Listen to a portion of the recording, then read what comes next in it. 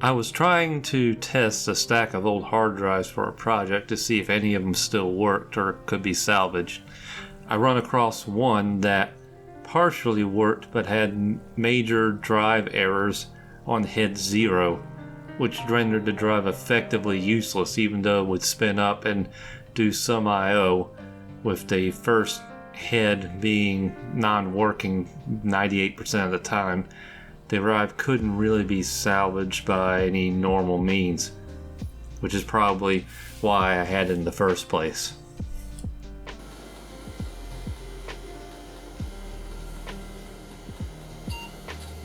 Right fault.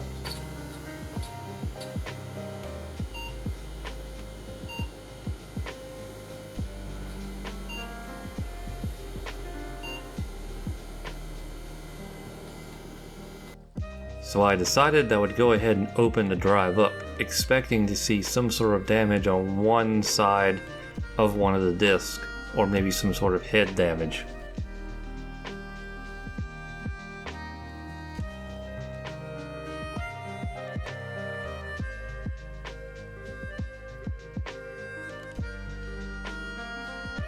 Once I got it open, right away I was greeted with a platter that had obvious grooves in it where it looked like a head crash had occurred.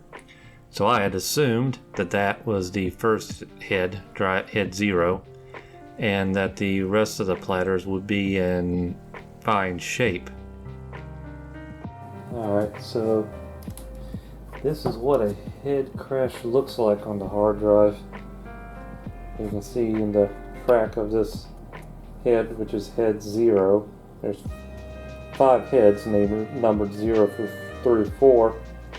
This one, at some point, literally physically crashed into the platter and ground away the magnetic material.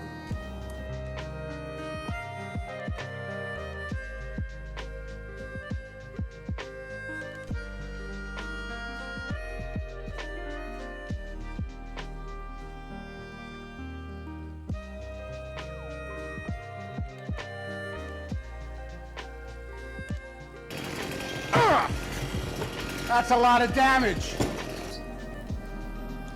Head assembly.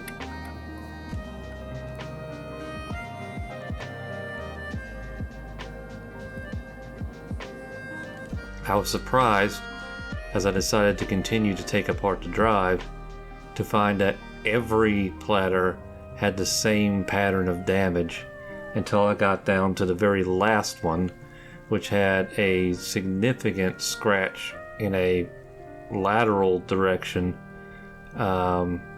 which leads me to believe that maybe that was the first head 0, although I'm really not sure. I'm not sure how it operated even as well as it did while I was looking at it on the computer, with the amount of damage to the platter that seemed to be evident.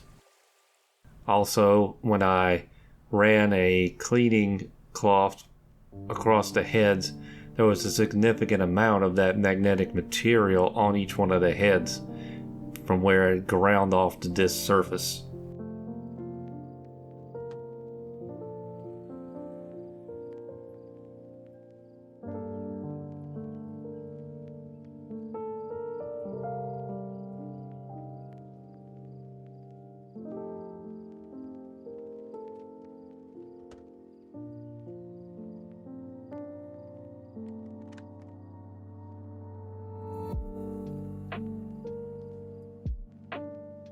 With some difficulty, I pieced the drive back together after taking it apart and swapping the platters around, knowing that there was almost zero chance that that would improve the drive even if it managed to work again at all, especially considering how difficult it was to get the heads back in place once they'd been removed, as they weren't never meant to be removed and then put back in place, at least without some sort of special tool from the factory.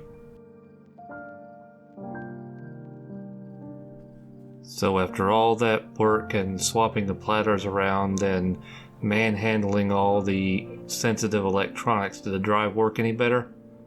No, of course not. In fact, it worked even less. It just gave a recalibration error or recal error which means it couldn't even find its starting place on the platters, which was not at all unexpected. I didn't expect it to actually work. It didn't work before. It works a little bit less now, but you know, more broke is still just broke. But it was pretty neat to be able to crack it open and see what a hard drive crash really looked like, and to see the different internals of that drive compared to some of the other ones I have been in.